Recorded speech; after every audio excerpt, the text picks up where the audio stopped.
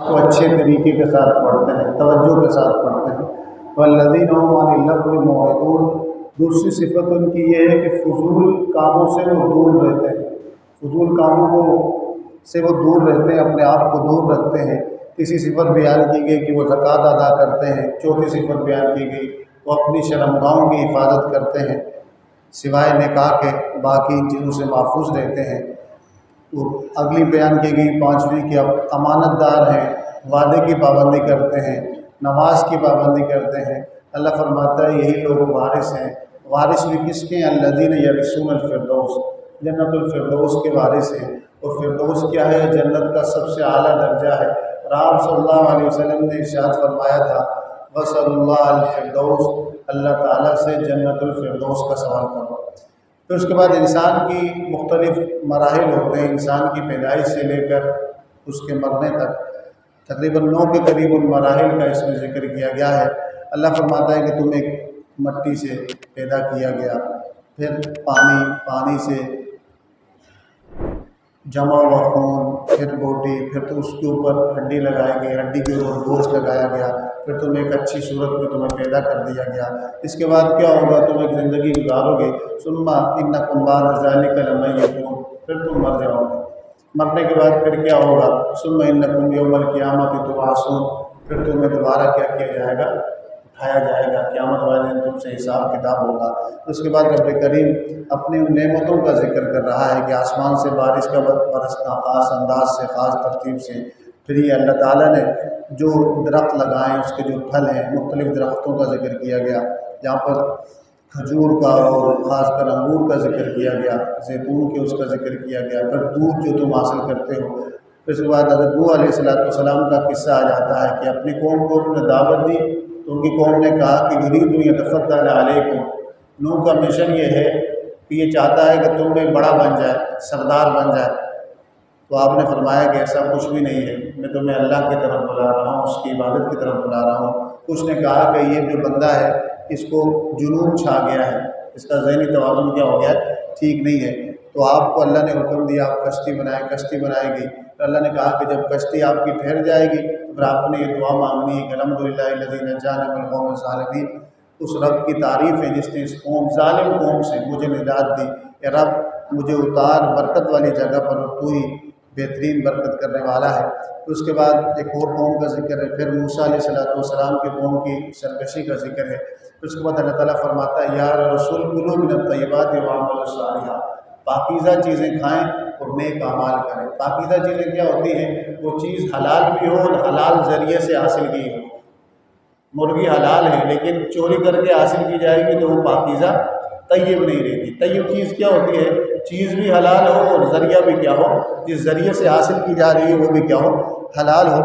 پھر اس کے بعد رب کریم جو ہے اپنے اللہ فرماتا ہے تمہاری سماعت بنائی میں نے بنائی، بصارت بنائی، دل بنایا، تم بہت کم میری نعمتوں کا کیا کرتے ہو، شکریہ ادا کرتے ہو۔ پھر اس کے بعد رب کریم کہتا ہے کہ ان سے پوچھو من رب السماوات السبع و رب العرش العظیم، ساتوں آسمان کا عرش عظیم کا رب کون ہے؟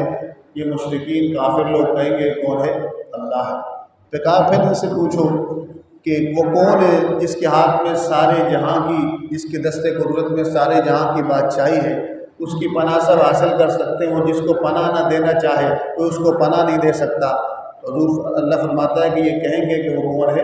اللہ ہے۔ تو کہاں ان کو کہیں کہ جب سب کچھ اللہ ہی ہے تو اس کے ماننے میں کیا چیز مانے ہے؟ کیا تم پر جادو ہو گیا ہے؟ کہ تمہارے ساتھ کوئی مسئلہ ہے کہ مان بھی رہے ہو کہ ساری کائنات کا رب وہ ہے، پھر بتوں کی پوجا کا کیا تم بنتا ہے؟ اللہ کے ساتھ ان کی شراکت داری کا کیا تم بنتا ہے؟ تو اللہ فرماتا ہے کہ اگر خدا، اللہ کہتا ہے کہ اگر بہت سارے خدا ہوتے تو پھر کیا ہوتا کہ ہر الہ، ہر خدا اپنی اپنی مخلوق کو لے جاتا، یعنی ایک خدا دوسرے خدا سے کیا کرنے لگ جاتا، لڑنے لگ جاتا۔ اب کائنات میں تمہیں نظم و ضبط نظر آ رہا ہے تو اس کا مطلب یہ ہے کہ خدا وحدہ لا شریک ایک ہی، اور وہ کیا ہے؟ اللہ ہے۔ پھر اس کے بعد قیامت کے منظر کشی کی جا رہی ہے کہ جس کا ترازو بھاری ہوگا وہ کامیاب ہو گیا، جس کا نامہ اعمال کا ترازو جب تولا جائے گا، اعمال تولے جائیں گے میزان پر، کم ہوگا، کم اچھے اعمال ہوں گے وہ ناکام ہوگا، جہنم میں جائے گا۔ اور کہا جائے گا کہ ان سے پوچھا جائے گا کہ تم کتنا عرصہ رہے دنیا میں کتنا عرصہ رہے؟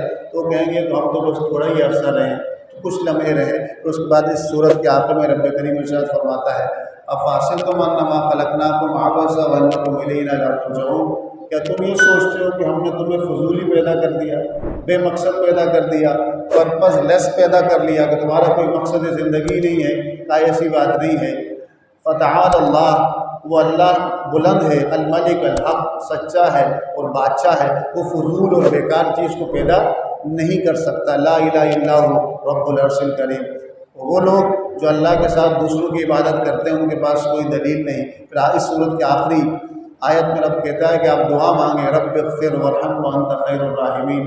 مغفرت کی بھی دعا مانگیں، رحمت کی بھی دعا مانگیں. اس کے بعد سورۃ النور ہے، اس کے اندر انسان کا جو مسلمانوں کا اسلامی معاشرے کا جو نظم اجتماعی ہوتا ہے اس کے اندر ضروری ہوتا ہے کہ جو برا کرے تو اس کو سزا دی جائے، کوئی کسی کو دکھ پہنچائے، ہر کسی کی جان مال عزت آبرو کیا ہوتا ہے ایک مسلم معاشرے کے اندر، مسلم سوسائٹی کے اندر وہ کیا ہوتی ہے محفوظ ہوتی ہے، پروٹیکٹڈ ہوتی ہے. کس نے پروٹیکشن کی ہوتی ہے؟ شریعت نے. جان مال عزت آبرو، اگر کسی کی جان کسی کی مال یا کسی کی عزت پر ہاتھ ڈالے گا، کسی کی عزت اچھالے گا تو شریعت اس کو سزا دے گی.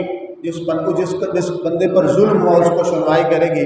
اس صورت کی ابتدا کے اندر بھی، اس صورت کے اندر بھی انہی احکامات کا ذکر ہے جو ایک مسلم معاشرے کے امن کی کیا ہے ضمانت ہے. اللہ فرماتا ہے سورۃ انزلناہا وفرضناہا وانزلنا فیہا آیات بینات لعلکم تذکرون. یہ صورت ہم نے نازل کی ہے، اس میں کچھ احکامات فرض کیے ہیں اور اس میں ہم نے اپنی آیتیں نازل کی ہیں. زنا کے بارے میں کہا جا رہا ہے کہ زنا کرنے والا مرد ہو یا زنا کرنے والی عورت، ان دونوں کو 100 کوڑے مارے جائیں گے اگر وہ غیر شادی شدہ ہوں. اگر شادی شدہ ہوں تو شریعت کہتی ہے، حدیث میں آتا ہے، حدیث متواترہ میں، اس کو رجم کیا جائے گا. تو کہہ رہے کہ جب کسی نے جرم کیا ہو، کسی نے اگر جرم کیا ہو تو مجرم کو سزا دینے میں نرمی نہیں کرنی چاہیے. یہ اللہ کا حکم ہے. یہ کیا ہے؟ اللہ کا حکم ہے. سزا کیوں ہوتی ہے؟ ایک تو اب اس کی غلطی کی تلافی ہو جائے اور دوسرا دوسرے لوگ اس جرم کو کرنے میں جری نہ ہو. 1000 بار سوچیں کہ اگر ہم نے یہ جرم کیا تو ہمیں اس کی کیا ملے گی؟ سزا ملے گی. پھر اس کے بعد کہا جا رہا ہے کہ حد قذف بیان کی جا رہی ہے. حد کا مطلب ہوتا ہے سزا. والذین یرمون المحصنات، وہ لوگ جو پاک دامن نیک عورتوں پر زنا کا الزام لگائیں. اب یہاں عورتوں کا ذکر ہے، مرد بھی مراد ہے. جو کسی مرد پر زنا کا الزام لگائے یا کسی عورت پر زنا کا الزام لگائے تو جرم کس طرح ثابت ہوتا ہے؟ یا تو اقرار ہو، کنفیشن کیا ہو، یا کیا ہو؟ ثبوت ہو. یا کیا ہو؟ ثبوت ہو. اگر کسی نے کسی پر پاک دامن عورت پر یا مرد پر زنا کا الزام لگایا تو اللہ فرماتا ہے ثم لم یاتوا باربعۃ شہداء، اور پھر 10 گواہ نہیں لائے، 4 گواہ، پھر 4 گواہ زنا کا الزام لگایا، پھر 4 گواہ نہیں لائے، چاہے مرد گواہ نہیں لائے جنہیں وہ کام ہوتے ہوئے دیکھا ہو. اگر الزام جھوٹا کہلائے گا اگر گواہ نہیں ہوں گے تو فجلدوہم 80 جلدہ، تو اس کو پھر 80 کیا ہے کوڑے مارے جائیں گے. 80 کوڑے بھی مارے جائیں گے ایسے بندے کی جس نے جھوٹا الزام لگایا ہے. اس کی گواہی بھی قبول نہیں ہوگی اور وہ فاسق ہے، سوائے اس کے کہ وہ توبہ کرے اور اپنی اصلاح کر لے. اپنی کیا کر لے؟ اصلاح کر لے. اصلاً تو یہ کہ کسی کے سے اگر کوئی ایسا جرم سرزد ہو جائے، شریعت کہتی ہے کہ بندہ توبہ کرے، استغفار کرے، کیا کرے؟ پردہ رکھے اپنا بھی. کسی کو کوئی برا کام کرتے ہوئے دیکھ لے، شریعت کہتی ہے کہ وہ بھی پردہ رکھے. کیا کرے؟ پردہ رکھے. لیکن اگر جب یہ فیصلہ قاضی کے پاس چلا جائے، جج کے پاس چلا جائے، اس وقت سزا. اس سے پہلے اگر پردہ داری ہو گئی تو تب تو ٹھیک ہے، لیکن جا کے اگر مجرم نے اقرار کر دیا، کسی سے گناہ ہوا، جا کے اقرار کر دیا اور اقرار بھی 3 سے زیادہ بار وہ کرے گا تو وہ مانا جائے گا. دیکھا جائے گا کہ جو اقرار کرنے والا ہے اس جرم کا، آیا وہ ٹھیک تو ہے کہ نہیں، کہیں بیمار تو نہیں ہے، کہیں اس نے مجنون تو نہیں ہے، کہیں غلط بیانی تو نہیں کر رہا. یہ سب چیز دیکھی جائے گی. اور جو گواہان ہیں ان کی بھی جرح کی جائے گی، دیکھا جائے گا کہ وہ ٹھیک کہہ رہے ہیں کہ نہیں. لیکن انفرادی گناہ ہو یا کسی نے دیکھا ہو، ہر بندہ کسی سے گناہ ہوگا وہ اپنی پردہ داری کرے. کسی کو گناہ کرتے ہوئے دیکھ لیا تو اس کے کیا کرے؟ پردہ رکھے. الا یہ کہ اجتماعی کوئی گناہ کرے، سب کے سامنے اوپنلی کرے تو ایسے بندے کے لیے سزا تو پھر کیا ہوتی ہے؟ ضروری ہوتی ہے. اور دوسرا یہ کہ کوئی بندہ اپنی بیوی کو اس حال میں دیکھے کہ وہ کسی کے ساتھ غلط کام کے مرتکب تھی تو ایسی صورت میں کیا ہوگا؟ گواہ بھی نہیں ہے تو ایسی صورت میں لیان کا حکم ہے. کس کا حکم ہے؟ لیان کا حکم ہے. لیان کیا ہوتا ہے کہ وہ قسم کھائیں گے. کتنی قسمیں کھائیں گی؟ 5. مرد بھی قسم کھائے گا، عورت بھی قسم کھائے گی. مرد کیا قسم کھائے گی؟ مرد 4 بار قسم کھا کے بولے گا کہ میں اللہ تعالیٰ کو گواہ بناتا ہوں، گواہی دیتا ہوں اللہ کے نام پر کہ بے شک میں سچا ہوں، میں نے جو بات کی اس میں کیا ہوں؟ سچا ہوں۔ 4 بار یہ بولے گا، وہ 5ویں بار بولے گا قسم کھا کر کہ اگر میں جھوٹا ہوا تو مجھ پر اللہ کی لعنت ہے۔ بیوی اقرار کر لے تب تو ٹھیک ہے، لیکن اگر بیوی کہے کہ بھئی ایسا میں نے نہیں کیا، عورت بولے کہ میں نے ایسا نہیں کیا، تو وہ بھی قسم کھائے گی، وہ 4 بار قسم کھائے گی، گواہی دے گی کہ میں اللہ کو گواہ بنا کر کہتی ہوں کہ بھئی میں کیا ہوں؟ یہ جھوٹا ہے، یہ کیا ہے؟ جھوٹا ہے۔ 4 بار یہ بولے گی، اور 5ویں بار کیا بولے گی کہ اگر یہ سچا ہوا اپنی بات میں تو مجھ پر اللہ کا کیا ہے؟ غضب ہو، اللہ کی ناراضگی ہو۔ تو جیسے ہی وہ ایسا کریں گے ان دونوں کے درمیان نکاح ٹوٹ جائے گا، ہمیشہ کے لیے، ہمیشہ کے لیے نکاح ان کے درمیان نہیں ہو سکتا، یہ لعان کا حکم ہے۔ یہ اسلام کا مزاج ہے۔ کسی خدا نہ خواستہ کوئی شخص اپنے گھر والی کو اس حال میں دیکھ لے تو اسلامی احکام یہ ہے کہ اس کو چھوڑ دیا جائے، لعان کیا جائے، نہ کہ اس کی جان لے لی جائے۔ اگر اس نے جان لے گا تو شریعت کیا کہتی ہے؟ تو قصاصاً اس کو قتل کیا جائے گا، قصاصاً اس کو قتل کیا جائے گا، کیونکہ وہ عورت ہے، ایک انسان ہے، کسی کی بیٹی ہے، اس سے غلطی ہو گئی تو اس کی سزا کیا ہے؟ چھوڑ دو۔ نکاح کے ذریعے تعلق ہوا تھا، طلاق کے ذریعے چھوڑ دو، یا لعان کے ذریعے لعان ہو جائے گا۔ دونوں اگر قسم کھا لیں تو آخر میں کیا ہو جائے گا؟ ان کے لیے ہمیشہ کے لیے کیا ہو جائے گا؟ آپس میں جدائی ہو جائے گی۔ پھر اس کے بعد ایک واقعہ ہے جو واقعہ عفق کے نام سے مشہور ہے۔ رسول اللہ صلی اللہ علیہ وسلم کی ذات مبارکہ کو جو مشرکین بھی اور مدینہ میں منافقین بھی ہر طرح سے نقصان پہنچانے کی کوشش کیا کرتے تھے آپ صلی اللہ علیہ وسلم کی ذاتی زندگی، گھریلو زندگی، تو انہوں نے رسول اللہ صلی اللہ علیہ وسلم کی زوجہ مطہرہ سیدہ طیبہ عائشہ صدیقہ رضی اللہ تعالی عنہا پر جھوٹا الزام لگایا، تہمت لگائی۔ آپ پیچھے پڑھ چکے ہیں، سیدنا یوسف علیہ السلام پر جب یہ تہمت لگی تھی تو ان کی گواہی کس نے دی تھی؟ برات کا اعلان بچے نے کیا تھا۔ سیدہ مریم رضی اللہ تعالی عنہا پر جب یہ الزام لگایا یہودیوں نے تو آپ کے اعلان برات کس نے کیا؟ آپ کے بیٹے نبی سیدنا عیسیٰ علیہ السلام نے۔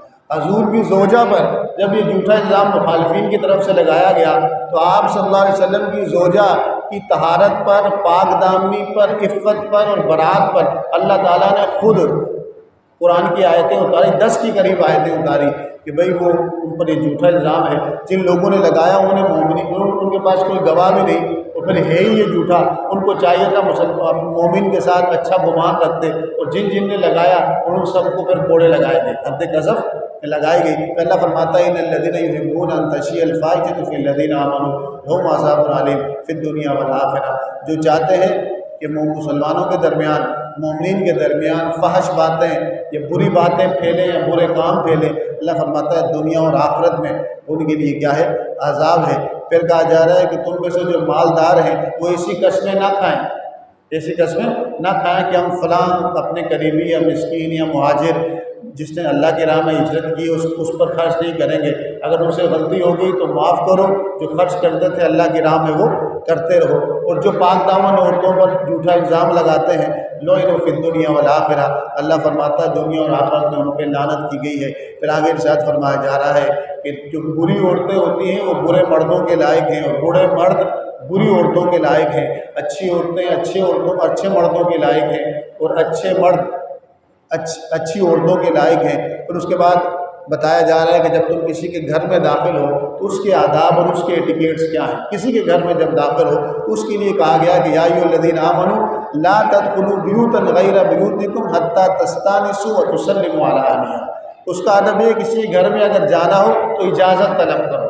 کیا کرو؟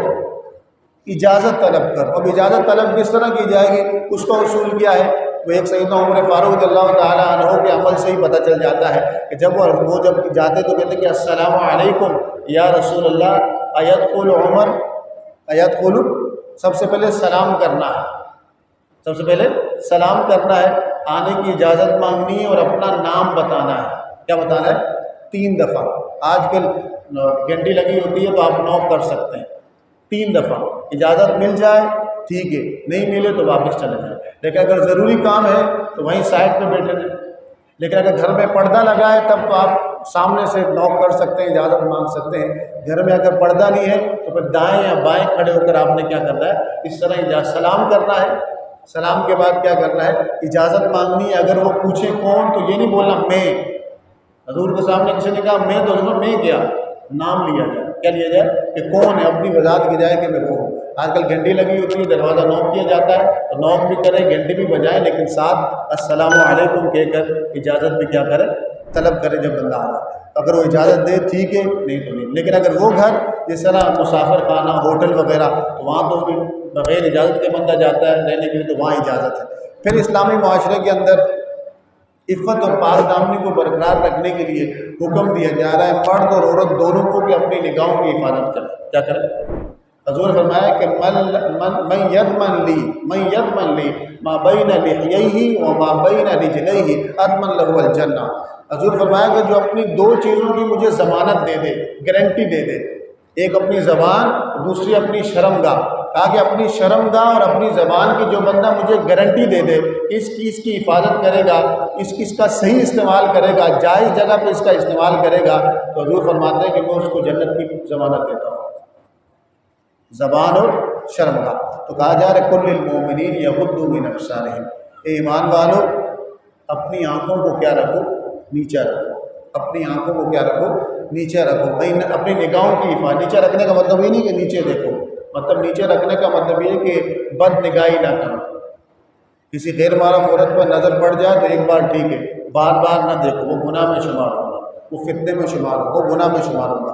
وَيَحْفَظُوا فُرُوجَهُمْ، اپنی شرمگاہوں کی حفاظت کرو، یہ تمہارے لیے بہتر ہے۔ پھر عورتوں کو کہا جا رہا ہے کہ قُل لِّلْمُؤْمِنَاتِ يَغْضُضْنَ مِنْ أَبْصَارِهِنَّ، تم بھی اپنی نگاہوں کی حفاظت کرو، اپنی شرمگاہوں کی حفاظت کرو اور اپنی زینت کو ظاہر نہ کرو سوائے اس کے کہ جو خود سے ظاہر ہو جائے، ہاتھ پاؤں اور چہرہ، ہاتھ پاؤں اور چہرہ، اور اپنی سر کی اوڑھنیوں کو اپنے سینوں پر بھی پھینک لو، اپنے سر کی جو دوپٹہ ہے اس کو اپنے سینے پر بھی کیا کر لو، ڈال دو، اور اپنی زینت کو ظاہر نہ کرو سوائے اس کے کہ اپنے شوہر یا اپنے باپ، اپنے سسر یا اپنا بیٹا یا بھتیجا یا اپنی بہن کے بیٹے یا وہ بچے چھوٹے جو وہ چھوٹے ہیں یا وہ نوکر جن کے اندر یہ خواہش نہیں، ان کے بارے میں۔ اور پھر زمین پر چلتے وقت زور سے پاؤں نہ مارو، پاؤں میں اگر پایل یا پازیب پہنا ہوا ہے تو اس کا حکم ہے۔ تو کہا کہ ان سے کیا کرنا ہے، زینت ظاہر نہیں کرنی سوائے ان کے، پردہ کرنا ہے۔ پردے کے احکامات اس طرح ہیں کہ مرد سے پردہ، مرد کا گھٹنے سے لے کر ناف تک کا حصہ مرد کا بھی دیکھنا کیا ہے، حرام ہے، اتنا حصہ چھپانا کیا ہے، ضروری ہے۔ اور جب کوئی نہ ہو تنہائی میں مرد اپنے اتنے حصے کو چھپا کے رکھے۔ ایک شخص نے حضور سے پوچھا یا رسول اللہ تنہائی میں برہنہ ہو سکتے ہیں، بے لباس ہو سکتے ہیں؟ تو حضور فرمایا کہ تنہائی میں اللہ تعالیٰ زیادہ حقدار ہے کہ اس سے حیا کی جائے، رب تو تمہیں دیکھ رہا ہے۔ مرد کا مرد سے پردہ یہ ہے۔ عورت کا عورت سے پردہ کیا ہے کہ کوئی عورت دوسری عورت کا ناف سے گھٹنے تک کا حصہ نہیں دیکھ سکتی۔ عورت کا غیر محرم مرد سے پردہ کیا ہے کہ ہاتھ، پاؤں اور چہرے کے علاوہ کوئی غیر محرم بغیر ضرورت کے دوسری کوئی مرد غیر محرم عورت کو نہیں دیکھ سکتا۔ اور چہرے کا اگر فتنے کا خوف ہو تو وہ نقاب بھی پہن سکتی ہے۔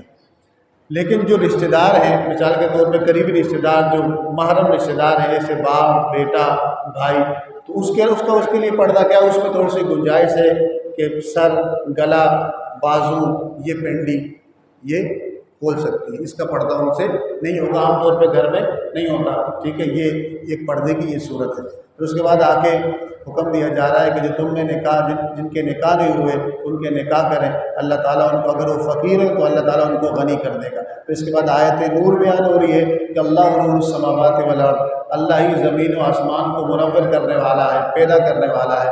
اس کے نور کی مثال دی گئی ہے، اس کے نور کی مثال تو ایسے چراغ کی طرح ہے جو کہ طاق میں ہو اور ایک فانوس میں ہو اور وہ چمک رہا ہو اور اس میں زیتون کا تیل ڈالا ہوا ہو۔ تو کہا کہ اس نور سے مراد کون ہے؟ بعض کہتے ہیں اللہ کی ذات مراد ہے، بعض محسن کہتے ہیں رسول اللہ صلی اللہ علیہ وسلم مراد ہے، بعض کہتے ہیں مومن مراد ہے۔ تو کہا کہ اللہ کے جو گھر ہے اس میں ذکر کیا جائے، اللہ کی تسبیح کی جائے۔ کہا رجال لا تلہیہم تجارۃ ولا بیع عن ذکر اللہ واقام الصلاۃ وایتاء الزکوٰۃ یخافون یوما تتقلب فیہ القلوب والابصار۔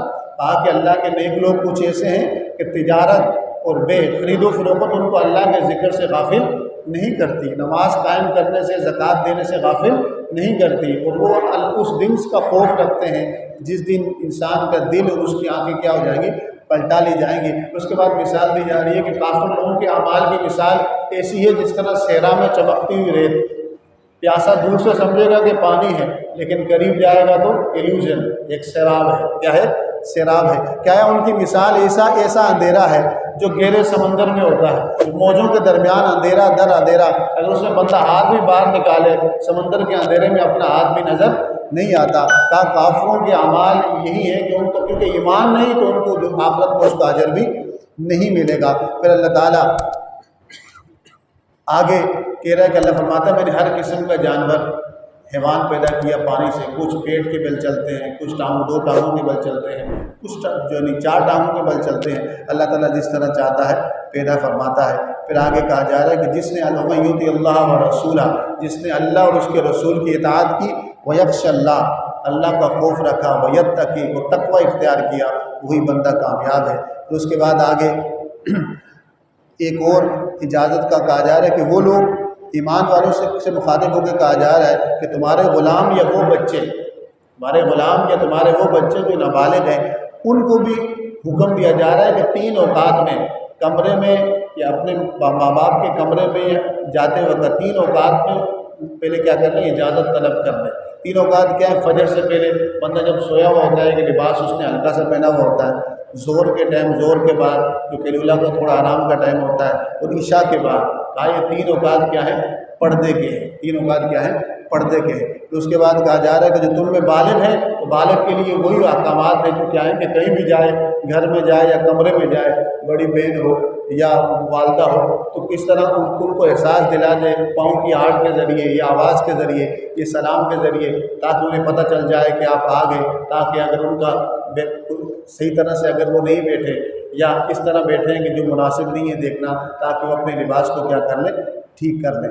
تو اس کے بعد کہا جا رہا ہے کہ تم اکیلے بیٹھ کر کھاؤ یا مل کر کھاؤ، اچھی بات ہے، مرضی ہے تمہاری۔ پھر کہا جا رہا ہے کہ جب اپنے گھر میں داخل ہو تو فسلموا علی انفسکم، سلام کر لیا کرو، تحیۃ من عند اللہ۔ گھر میں کوئی ہے تو السلام علیکم بولو گے، گھر میں کوئی بھی نہیں ہے السلام علینا وعلی عباد اللہ الصالحین بولیں گے۔ یا ایسی مجلس میں کہ جہاں غیر مسلم ہے تو السلام علی من اتبع الہدی کہیں گے۔ سلام 3 ہے، سامنے کوئی بندہ موجود ہو گھر میں تو السلام علیکم ورحمۃ اللہ وبرکاتہ، کوئی موجود نہیں ہے تو السلام علینا وعلی عباد اللہ الصالحین۔ اگر غیر مسلم ہے، مسلمان نہیں ہے تو السلام علی من اتبع الہدی، یہ جملہ بولا جائے گا۔ اس کے بعد کہا جا رہا ہے کہ رسول اللہ صلی اللہ علیہ وسلم کی پکار کو اپنی پکار کی طرح نہ سمجھو۔ جب رسول تمہیں بلاتے ہیں ان کا بلانا تمہارے بلانے کی طرح نہیں ہے، وہ اللہ کے رسول ہیں، ان پر وحی آتی ہے، ان کے پکار کا جواب دینا، ان کی پکار پر آنا کیا ہے؟ ضروری ہے۔ اس کے بعد سورۃ الفرقان ہے، تھوڑی سی 2 رکوع ہیں اس کے اندر 2 سے 3 2 رکوع ہیں۔ سورۃ الفرقان میں کیا ہے کہ اللہ تعالیٰ فرماتا ہے تبارک الذی نزل الفرقان علی عبدہ لیکون للعالمین نذیرا، اور برکت ذات ہے وہ جس نے فرقان نازل کیا اپنے بندے پر، رسول اللہ صلی اللہ علیہ وسلم پر، تاکہ وہ سارے عالمین کے لیے ڈرانے والے بن جائے۔ پھر اللہ تعالیٰ اپنی خلاقیت کا اظہار کر رہا ہے کہ وہ لوگ جو اللہ کو چھوڑ کے دوسری چیزوں کو پوجتے ہیں ان کو بھی اللہ نے ہی پیدا کیا، ان کے نفع نقصان کے کوئی مالک نہیں ہے۔ تو اللہ فرماتا ہے کہ یہ رسولوں پہ اعتراض کرتے ہیں کہ رسول کھاتے پیتے کیوں ہیں، تو اللہ فرماتا ہے کہ یہ بھی کہتے ہیں کہ فرشتے کیوں نہیں نازل ہوئے، یا ان رسولوں کے لیے کوئی بڑے خزانے کیوں نہیں ہیں، یا ان کے پاس باغات کیوں نہیں ہیں۔ اللہ فرماتا ہے کہ یہ ساری باتیں کون کرتا ہے؟ جس نے ایمان لانا نہیں ہے، اس سے صرف کیا کرنے ہیں؟ بہانے کرنے ہیں۔ پھر اس کے بعد آخر میں رب کریم اس کے بعد اس سورہ کے آخری رکوع کے اندر، اس پارے کے آخری رکوع کے اندر اللہ تعالیٰ ان کے بارے میں کہا جا رہا ہے کہ جو ایسی حرکتیں کرتے ہیں قیامت والے دن ان کو کیا کیا جائے گا؟ عذاب دیا جائے گا۔ متقین لوگوں سے تو جنت کا وعدہ ہے، اور جو انکار کرنے والے ہیں ان کو سزا دی جائے گا۔ اور اس اللہ نے پھر بھی فرمایا کہ آپ سے پہلے جتنے رسول آئے وہ سب کھاتے تھے، پیتے تھے، بازاروں میں چلتے تھے، اور یہ لوگ صرف کیا کر رہے ہیں؟ بہانے بازیاں کر رہے ہیں۔ آپ صبر کریں، بے شک اللہ تعالیٰ ان کو کیا کر رہا ہے؟ دیکھ رہا ہے۔ تو اللہ عز و جل سے دعا ہے کہ جو کچھ سنا اس پر عمل کرنے کی ہم سب کو توفیق نصیب فرمائے۔ وہاں یہ